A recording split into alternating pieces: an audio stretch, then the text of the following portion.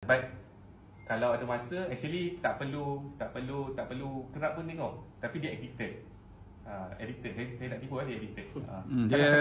Dia yang bagusnya tu kita boleh tengok bila kita nak masuk. Betul. Kita tengok je. Dia bagi signal bila kita nak masuk, bila kita nak keluar. But cumanya whatever it is, kita back to basic balik. Kita masuk saham, kita labur saham tu, yang paling penting berapa nilai duit yang kita sanggup korbankan. Yang tu kita kena ambil pengetahuan dulu. Kalau kita sanggup terima risk tu, contoh 1 sen, 2 sen, 3 sen, kalau kita sanggup accept tu, dan baru kita cuba labur lah. Tapi kalau kita main balon kita nak balon, kita masuk sebab FY suruh balon ataupun team semua suruh balon tapi kita besok dia turun sampai tu dan kita nak pegang juga. Kalau kita pegang juga tu tak ke mana lah. Duit kita sayang duit kita hilang kan. Kita sayang 300. Esok dia turun 600 lagi. So baik kita cut loss dan kita cari saham baru sebab dekat perusahaan banyak gila saham. Ya. Cut loss itu wajib. Yes, cut loss itu wajib. Next, soalan? Ecuva ni lokal punya ni. Bumi Putra punya.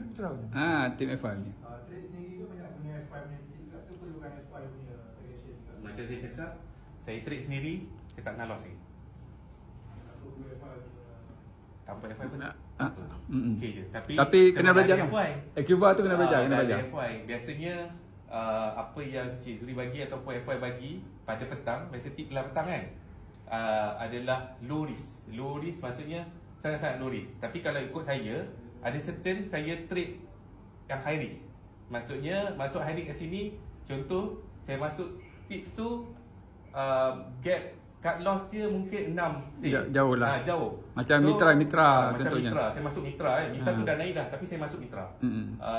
So bila saya masuk Mitra, saya buy high, sell higher. Contohlah.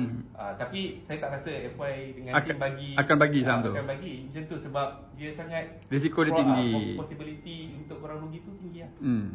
F1 nak jaga korang jangan rugi. Cumanya kalau perasan kan, actually ada time frame tu 5 hingga 20 hari tu. So you have to wait lah biasanya. Tapi kalau sampai masa kat loss je. So, ada apa soalan lagi? Menarik kan?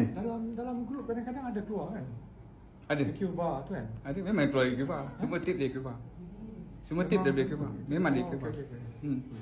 Alright. Okay, Doc, terima kasih banyak-banyak Doc. All the best.